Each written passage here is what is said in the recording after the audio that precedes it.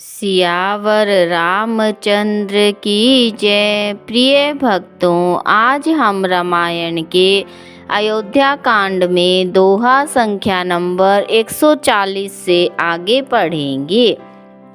सुमिरत राम ही तजहि जन तृण सम विषय बिलासु। रामा तृण सम विषय बिलासु।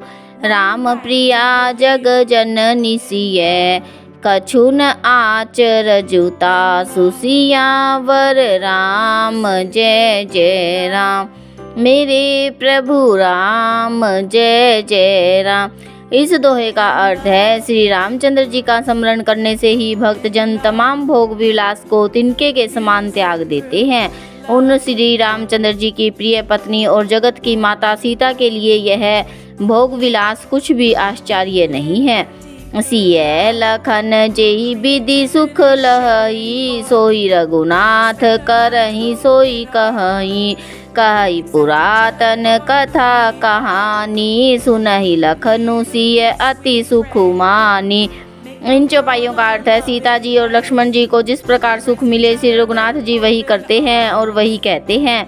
भगवान प्राचीन कथाएं और कहानियां कहते हैं और लक्ष्मण जी और सीता जी अत्यंत सुख मानकर सुनते हैं। जब जब राम अवध सुधि करही। तब तब बारी बिलोचन भरही। सुमरी मातु पितु परिजन भाई। भरत सनेहु सीलु सेवकाई। इन चौपाइयों का अर्थ है, जब जब श्री रामचंद्र जी अयोध्या की याद करते हैं तब तब उनके नेत्रों में जल भर आता है। माता पिता कुटुंबियों और भाइयों तथा भरत के प्रेमशील और सेवा भाव को याद करके कृपा सिंधु प्रभु होई दुखारी। धीरजु धरहि कुसमयउ विचारी। लखि सिय लखनु बिकल होई जाहि। जिमि पुरुष ही अनुसर परिछाहि।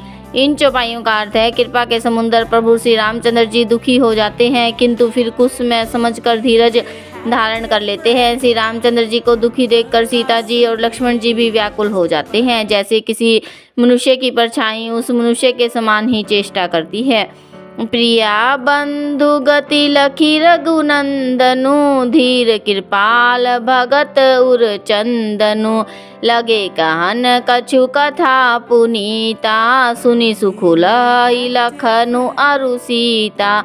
इन चौपाइयों का अर्थ है, तब धीर कृपालु और भक्तों के हृदय को शीतल करने के लिए चंद्र रूप रघुकुल को आनंदित करने वाले श्री रामचंद्र जी की प्यारी पत्नी और भाई लक्ष्मण की दशा देखकर कुछ पवित्र कथाएं कहने लगते हैं, जिन्हें सुनकर लक्ष्मण जी और सीता जी सुख प्राप्त करते हैं। राम लखन सीता सहित सोहत परण निकेत। रामा सोहत परण निकेत। जिमि बासव बस अमरपुर। सची जयंत समेत। सियावर राम जय जय राम। मेरे प्रभु राम जय जय राम। इस दोहे का अर्थ है, लक्ष्मण जी सीता सहित श्री रामचंद्र जी पर्णकुटी में ऐसे सुशोभित है जैसे अमरावती में इंद्र अपनी पति सची और पुत्र जयंत के सहित बसता है। जोग वही प्रभु सिय लख नहीं कैसे। पलक बिलोचन गोलक जैसे। से वही लखनु सिय रघुबीर ही। जिमि अविवेकी परुष शरीर। प्रभु श्री रामचंद्र जी सीता जी और लक्ष्मण जी की कैसी संभाल रखते हैं, जैसे पल के नेत्रों के गोलकों की। इधर लक्ष्मण जी सीता जी और श्री रामचंद्र जी ऐसी सेवा करते हैं जैसे अज्ञानी मनुष्य शरीर की करते हैं। एहि विधि प्रभु बन बसहि सुखारी। खग मृग सुर तापस हितकारी। कहऊँ राम बन गवनु सुहावा। सुनऊँ सुमंत्र अवध जिमि आवा।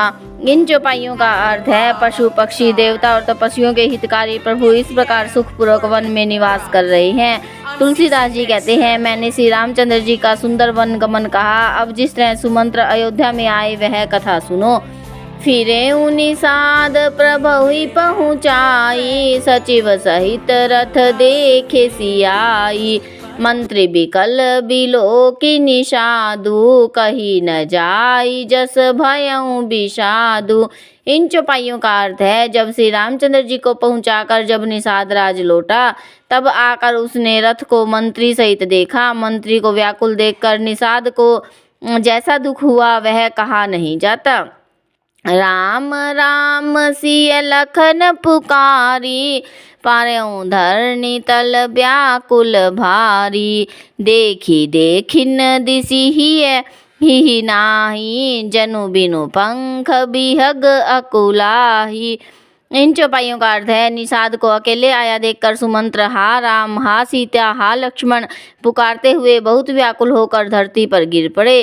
घोड़े दक्षिण दिशा की ओर जिधर रामचंद्र जी गए थे देख देख कर हिनहिनाते हैं, मानो बिना पंखे पक्षी व्याकुल हो रहे हों।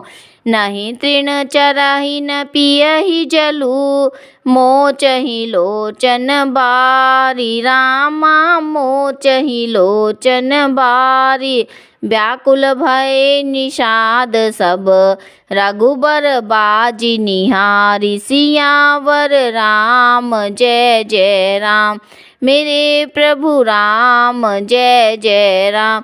इन दोहों का अर्थ है, वे न तो घास चरते हैं न पानी पीते हैं, केवल आंखों से जल बहा रहे हैं।